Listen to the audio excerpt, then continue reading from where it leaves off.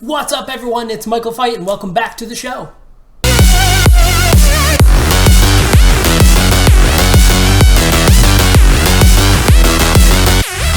What's going on, guys? Do you like those new graphics? Pretty fun, right? All right, let's get right into the news. So first off, Blizzard, the company that's best known for World of Warcraft, and now the very, very popular, insanely popular game Overwatch, which just recently launched its competitive mode. So if you ever wanted to have a whole bunch of people yell at you, we need a healer, but none of them be a healer, play fucking Overwatch.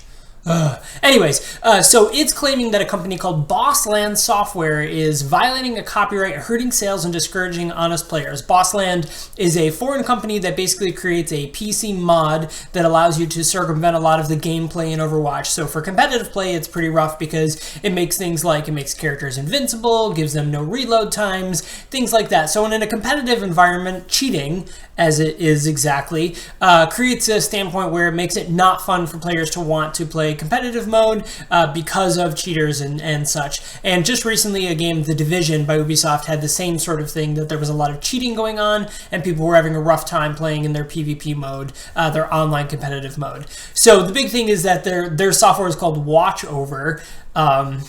And they're claiming that because they're a foreign company, it holds no bounds in American copyright law. However, Blizzard, being the large reaching company it is, since that it is affecting an American software, that it does in fact relate to American law. And so I would expect and assume that they will probably be getting a suit law very soon. Anyway, so a really cool news that actually came out a couple weeks ago is Pacific Rim 2. That's right, giant kaijus fighting giant monsters. The movie they originally starred Idris Elba and some other people. Is got its release date for number 2, which is really exciting because nobody really knew if there was going to be a number 2.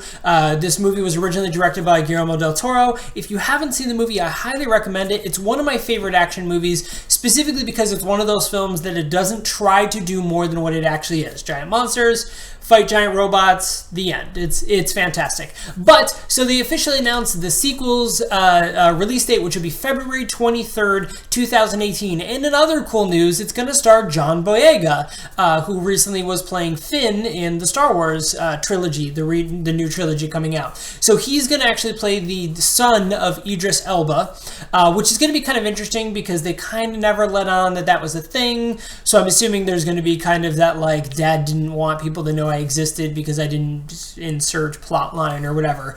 But this go around, this movie is not actually being directed by Guillermo del Toro. It's actually being directed by another person, but Guillermo del Toro is producing the film. So I still think it's going to be pretty fantastic, something to look forward to. Next up, The Flash.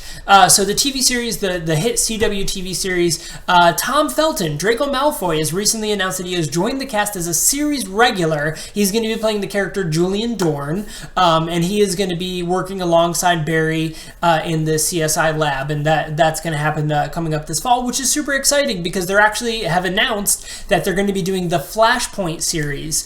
So if you are fans of the comic book series, the Flashpoint series was a very, very big deal in the Flash universe. If you're unfamiliar with it, please head over to your local comic book store, or of course go to comiczone.com and you can order the Flashpoint series and definitely check it out. Super, super cool. Or you could just be lazy and Wikipedia it, but don't be lazy. Go buy the actual comic. It's really fun. But anyways, the new series of The Flash Season 3 debuts Tuesday, October 4th on the CW at 8 p.m. Definitely check it out. And of course, the biggest news, the news that everybody's talking about that has been insane, is Pokemon Go has finally launched. It finally came out. Pokemon Go is an augmented reality game that's on mobile phones that was actually announced a little over a year ago, and there's been much hype built up for it, and super excited that the Pokemon company got on board and backed this third-party company that actually made this. Super cool. So it launched first in New Zealand. Jerks. I blame Peter Jackson. But anyways, but it's worldwide now. It's number 1 in the App Store, number 1 in every App Store pretty much ever. It's absolutely fantastic. Now, the one cool thing about this is basically Pokemon will randomly appear, kind of like geocaching. So as you walk around town and have your phone in the Pokemon Go app, Pokemon will just kind of randomly appear, and it also randomly places gyms at places like we've seen them at Dunkin' Donuts, at museums, museums, at shopping malls and stuff like that. So it's pretty cool. If you guys haven't downloaded it, it is a free app. Please download it. There are in-app purchases, but honestly, from what I hear, you don't really need them unless you're like hardcore going at it, but it gives you the opportunity to play against some other people. I think it's super, super cool, and it's one of those games that's kind of like surprise fitness, because you realize you've been walking for 3 miles to find a goddamn Mew or something, you know?